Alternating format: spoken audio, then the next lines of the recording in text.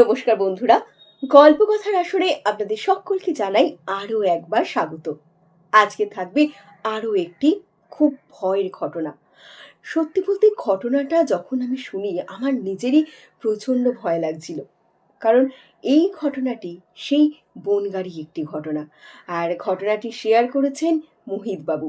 যদি কেউ বুঝতে না পারেন যে মোহিতবাবু কে, তাহলে তাদের উদ্দেশ্যে বলে রাখি, ঠিক এর আগে যে ঘটনাটি আমি পোস্ট করেছিলাম লাশবাহী গাড়ি বনগাঁ অঞ্চলে, তা সেই ঘটনাটি যিনি শেয়ার করেছিলেন, আজকের ঘটনাটিও তিনিই শেয়ার করেছেন এবং এই ঘটনাটি তার ভাইপোর সাথে ঘটে।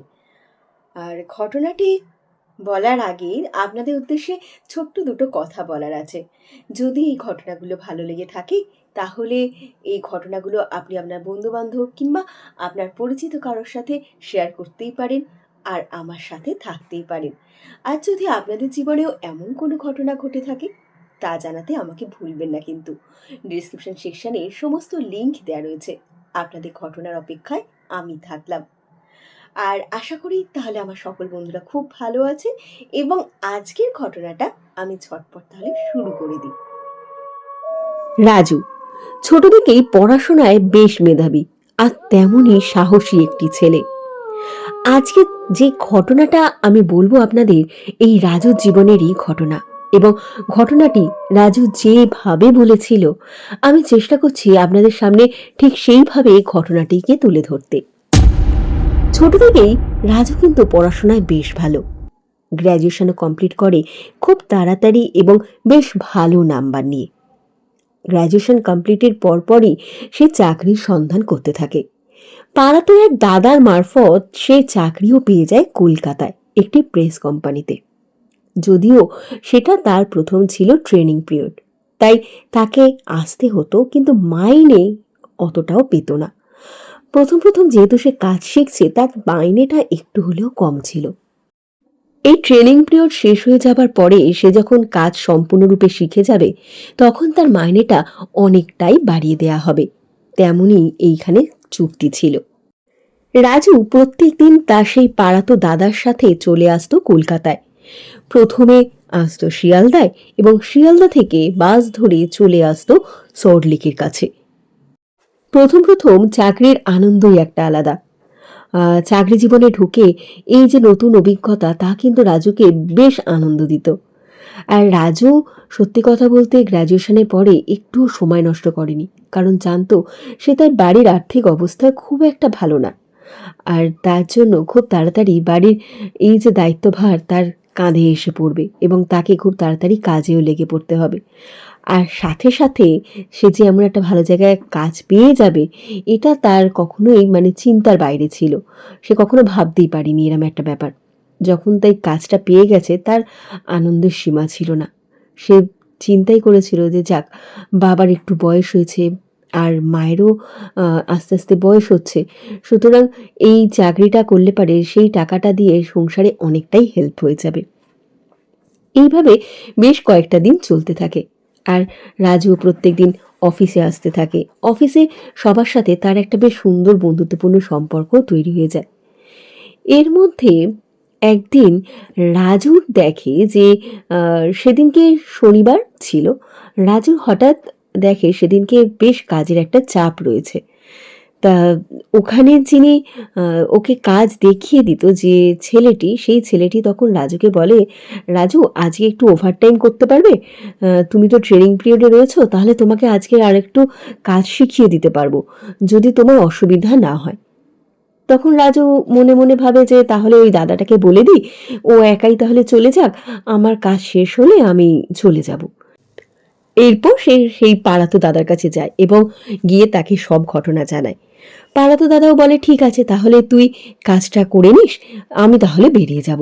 রাজু তখন বলে হ্যাঁ হ্যাঁ, তুমি বেরিয়ে যাও, আর পারলে একবার মাকে বলে দিও আমার যেতে রাত হবে। যদিও আমি মাকে ফোন করে জানিয়ে দিচ্ছি, তুমি তাও একবার একটু দেখা করে নিও, যদি কিছু দরকার পড়ে না পড়ে, কিছু আনতে হয় বা কিছু বলতে হয়, তুমি একবার একটু দেখা করে নেবে। তা ছেলেটি রাজি হয়ে যায়। আর সে তো একেবারে পাড়ার ছেলে, আর পাশাপাশি তাদের বাড়ি। এরপর আর সবাই যখন অফিস থেকে বেরিয়ে যায়, রাজু এবং যে ছেলেটি রাজুকে কাজ শেখাবে বলে দায়িত্ব নিয়েছিল সেই ছেলেটি দুজনে মিলে অফিসেই থেকে যায়। দুজনের কাজ করতে করতে অনেকটাই রাত হয়ে যায়। তাদের ঘড়ি দেখাও হয়নি যে ঠিক তখন কটা বাজে। আস্তে আস্তে যখন তাদের কাজ প্রায় শেষ হয়ে আসছে, হঠাৎ ছেলেটি দেখে রাত্রির প্রায় 10টা বেজে গেছে। সে তখন তাড়াতাড়ি রাজুকে বলে, রাজু, আজকে তো 10টা বেজে গেল, তুমি ট্রেন পাবে এত রাত্রে যাবার? রাজুও দেখে ঘাবড়ে যায় যে 10টা বেজে গেছে কখন, সে তো বুঝতেই পারিনি।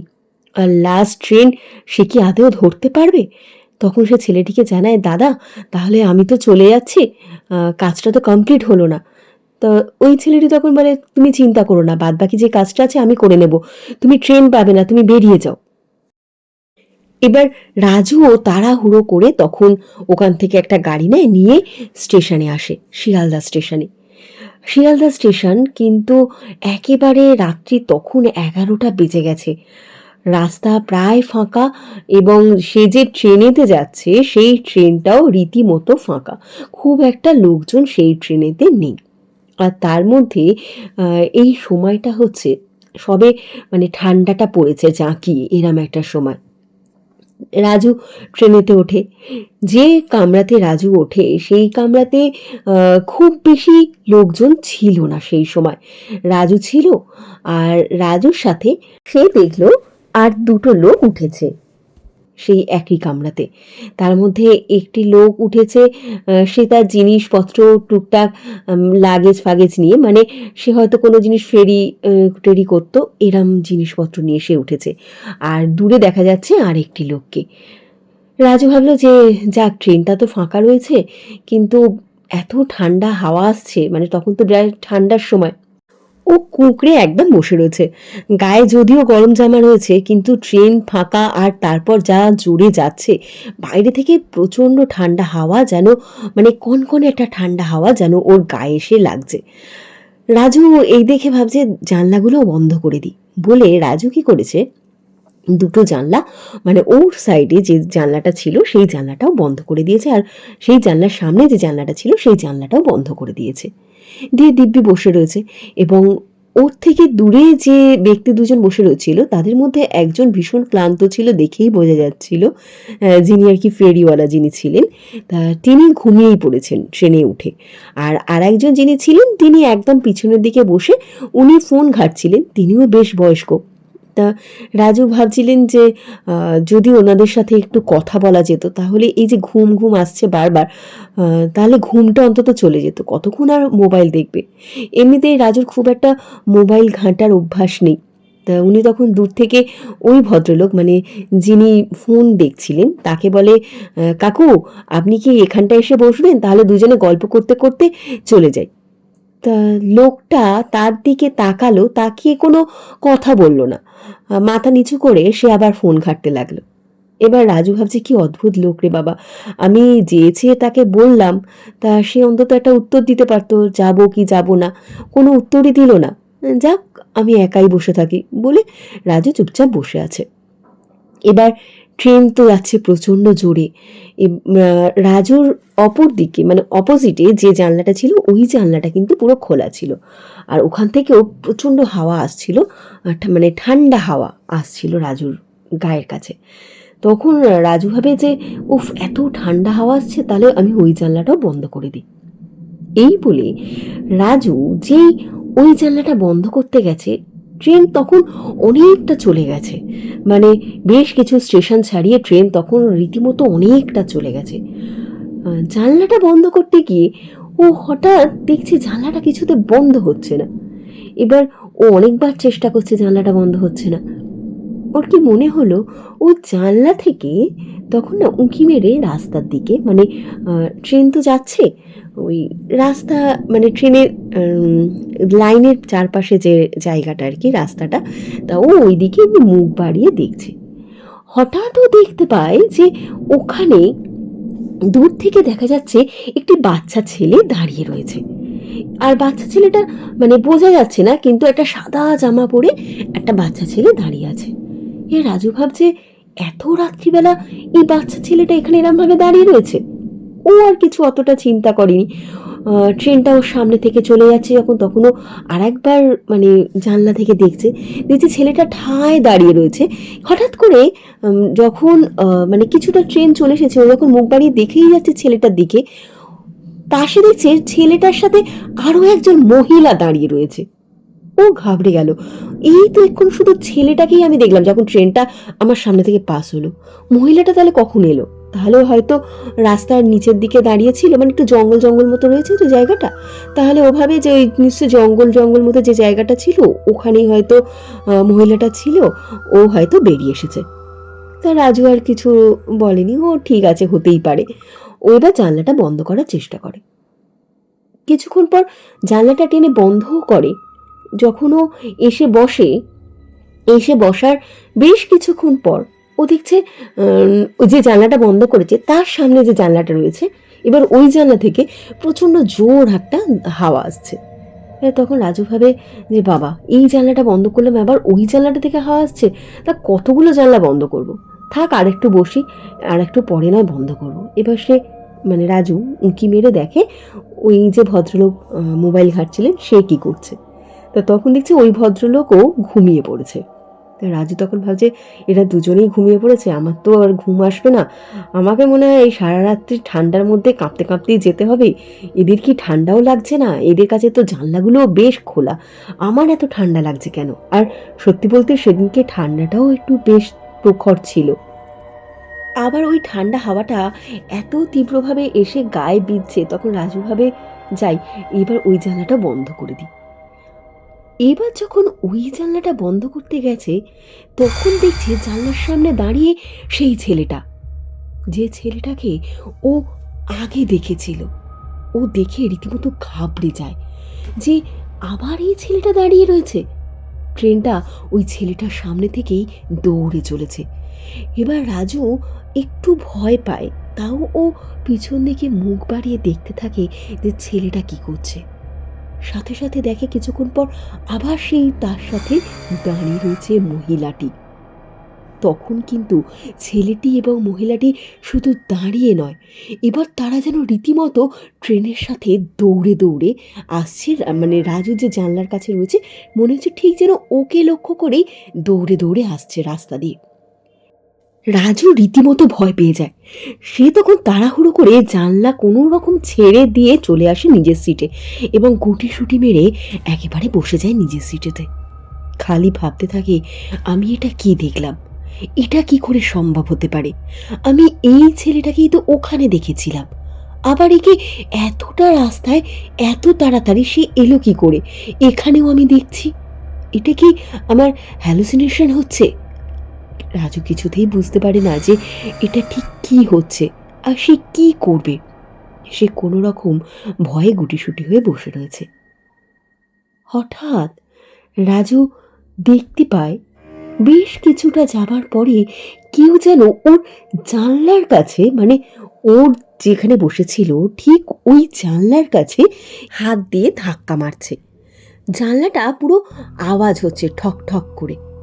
রাজুর ভয় গলা শুকিয়ে যায়। এইরম ভাবে চলন্ত ট্রেনে কে জানলাতে ওরম ঠক ঠক করে আওয়াজ করবে? রাজুর মাথা তখন একদম কাজ করছে না। রাজু ভাবছে ওই সিটটা চেঞ্জ করে কি অন্য কোথাও চলে যাবে। আবার ভয় পাচ্ছে যে সব কটা জানলাই তো খোলা রয়েছে, ও তাহলে বসবে কোথায় গিয়ে? আর যে জানলার কাছেই বসবে সেই জানলাগুলোই তো খোলা, যদি সেই জানলার কাছেই ওই ছেলেটা দাঁড়িয়ে থাকে। ও ভাবে তাহলে কি ওই সামনে ফেরিওয়ালাটাকে ডাকবে, তাকে কি সব কথা বলবে? সে দু একবার ডাকেও লোকটাকে, কিন্তু লোকটা এত অঘরে ঘুমাচ্ছে যে সেই লোকটা কোনো সাড়াই দিচ্ছে না। এদিকে রাজুর প্রাণ তখন অষ্টাগত। এদিকে সেই যে জানলার ঠকঠক আওয়াজ হচ্ছে, সেই জানলার আওয়াজে রাজুর যেন কান মাথা ধরে যাচ্ছে, এত জোর জোর আওয়াজ করছে। রাজু ভাবছে এত জোর জোর আওয়াজ হচ্ছে, এই আওয়াজে আমার কান ধরে যাচ্ছে, কিন্তু এই একই জায়গার মধ্যে মানে এই একই কম্পার্টমেন্টে আরও তো দুজন রয়েছে, এরা কেন ঘুম থেকে উঠছে না এত জোর শব্দ শুনে? কিন্তু কাউকে কিছু বলারও নেই। আর এদিকে সেই আওয়াজ যেন আরও বেড়ে যাচ্ছে, মনে হচ্ছে এক্ষুনি কেউ জানলা ভেঙে চলে আসবে। রাজু তো আরও ভয় পেয়ে যায় এবং গুটিসুটি হয়ে চুপচাপ বসে থাকে। কি করবে কিছুতেই ভেবে পায় না। এরপরে হঠাৎ করে দেখে সেই আওয়াজটা নিজে থেকেই পুরো বন্ধ হয়ে যায়। রাজু ভাবে তাহলে নিশ্চিন্ত হলাম, অন্তত যেই আওয়াজ করছিল সে হয়তো চলে গেছে, আর তাহলে ভয়ের কিছু নেই, এবার আমি সেফ। এই বলে সে একটু নিশ্চিন্ত হয় এবং চুপচাপ বসে সে ভয়তে রীতিমতো ঘামতেও থাকে আর মাঝে মধ্যে ভগবানের নাম নিতে থাকে। কিন্তু এই যে সময়টা, এটা যে খুব বেশিক্ষণের জন্য না, তা রাজু বুঝতে পারেনি। আবার কিছুক্ষণ পর সে দেখে যে তার চোখ যখন জানলার কাছে পড়ে, মানে দূরের একটা জানলার কাছে পড়ে, সে দেখে ওই জানলা থেকেও সেই ছেলেটিকে এবং তার মাটিকে দাঁড়িয়ে থাকতে দেখা যাচ্ছে, এবং তারা যেন মনে হচ্ছে সেই জানলা থেকেও দেখছে, দৌড়ে দৌড়ে যেন রাজুর দিকে আবার ধেয়ে আসছে। রাজু তখন এতটা ভয় পেয়ে যায়, ওর মাথা তখন রীতিমতো কাজ করা বন্ধ করে দেয়। হঠাৎ ও তখন একটা বন্ধুর কথা মনে পড়ে, যে বলেছিল কোনো ভয় পেলে নয় ভগবানের নাম নিতে, না হলে অন্তত হনুমান চালিসা পাঠ করতে। ওর হনুমান চালিসা মুখস্থ নেই, ও তখন কি করে, ফোনেতে হনুমান চালিসাটা চালিয়ে দেয়। এরপরে আস্তে আস্তে যখন হনুমান চালিসা চলতে থাকে, ও দেখে আর কাউকেই দেখা যাচ্ছে না। এরপর পুরো যে রাস্তাটা ও ট্রেনে করে আসে বনগাঁ স্টেশন অবধি, এবং বনগাঁ স্টেশন থেকে নেমে ও যে বাড়িতে যায়, ওর বাড়ি স্টেশন থেকে খুব বেশি দূরে নয়, হেঁটেই চলে যাওয়া যায়। আর অত রাত্রে তো ও আর গাড়ি টাড়ি কিছুই পাচ্ছিল না, তাই ও ওইটুখানি রাস্তা হেঁটেই চলে যায়। এই যে পুরো রাস্তাটা ও সেই হনুমান চালিসা যে ট্রেনে চালিয়েছিল, সেই হনুমান চালিসা চালাতে চালাতে ও পুরো বাড়ি অবধি আসে এবং বাড়িতে ঢোকে। অত রাত্রে ওর মা ওকে দেখে এবং ওর চোখ মুখ দেখে রীতিমতো ভীষণ ভয় পেয়ে যায়, যে কি হয়েছে, তো তোর চোখ মুখ এরকম কেন? ও তখন ওর সাথে এই যে পুরো রাস্তাটায় যে ঘটনাটা ঘটেছে সেই ঘটনাটা পুরো খুলে বলে।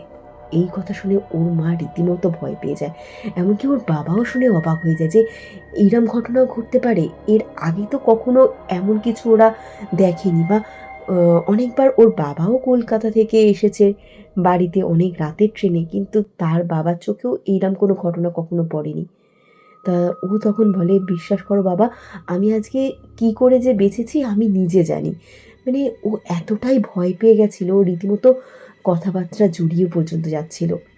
তারপর তো তার ধুম জ্বর, দুদিন তার বিশাল জ্বর ছিল, সেই জ্বর নামে না, এতটাই সে ভয় পেয়ে গেছিল। অফিসও যেতে পারিনি 2-4 দিন। আস্তে আস্তে ট্রিটমেন্ট করে সুস্থ হয়, এবং পাড়া তো সেই দাদা যে অফিসে ওকে ঢুকিয়ে দিয়েছিল, সেই দাদাটি যখন ওকে দেখতে আসে, সেই দাদাও দেখে ওর বিশাল জ্বর তখন গায়ে। তা ওই দাদাকেও ও সব ঘটনা বলে। দাদাটাও শুনে ভারী অবাক হয়, কারণ যদিও তিনি কখনো অত রাত্রে এরমভাবে ট্রেনে করে আসেননি, অনেক তাড়াতাড়ি সে প্রত্যেকবার চলে আসে, কিন্তু এইরকম ঘটনা তারও জানা ছিল না। সুস্থ হওয়ার পরও বেশ কিছুদিন ধরে রাজুর কিন্তু এই যে একটা ট্রমা, সেটা চলতেই থাকে। তার মাঝে মধ্যেই যেন মনে হতে থাকে তার পিছনে পিছনে কেউ আসছে। মাঝে মধ্যেই সে যেন ফিল করতে পারে তার পাশে হয়তো সেই বাচ্চা ছেলেটি দাঁড়িয়ে রয়েছে। এটা তার মনের ভুল, নাকি সত্যিই তার সাথে সেই সময় কেউ ছিল, সেটা রাজু কিছুতেই মনে করে উঠতে পারে না। এবং তারপর থেকে রাজুর বক্তব্য যে ও প্রত্যেক দিন মানে ভগবানের নাম নেয় এবং হনুমান চালিসা পাঠ করতে থাকে। এই করতে করতে আস্তে আস্তে ওর মধ্যে সাহসেরও সঞ্চার হয়, এবং এই যে ভীতিটা আস্তে আস্তে একেবারেই কেটে যায়। এবং ও যে কদিন ধরে মানে জ্বর হয়ে যাওয়ার পরে সেই সময়টা ও তো তখন আর হনুমান চালিসা পাঠ করতো না, মানে তখনও ও করতো না। ওই সেদিনকেই হনুমান চালিসা ও চালিয়েছিল। তারপরে ও কিন্তু বারবার ফিল করতো ওর পাশে পাশে যেন কেউ হেঁটে যাচ্ছে, বা ও যাচ্ছে ওরই সাথে কেউ যেন রয়েছে, এই ফিলটা হতো। তাই বলেছে যে এটা হয়তো আমার মনের ভুল হতে পারে, কিন্তু জানি না। যাই হোক, এই হনুমান চালিসা পাঠ করার পর থেকে কিন্তু আমার এই সব প্রবলেমগুলো চিরতরে নির্মূল হয়ে যায়। আজকের ঘটনা এই পর্যন্তই। আমার সাথে এতক্ষণ থাকার জন্য আপনাদের অনেক অনেক ভালোবাসা এবং অনেক ধন্যবাদ। আশা করি ঘটনাটা আপনাদের ভালো লেগেছে। এর পরের যে ঘটনা নিয়ে আসবো সেই ঘটনাও বেশ ভয়ের এবং হাড় হিম করা একটি ঘটনা। তবে আজকের মতো বিদায়।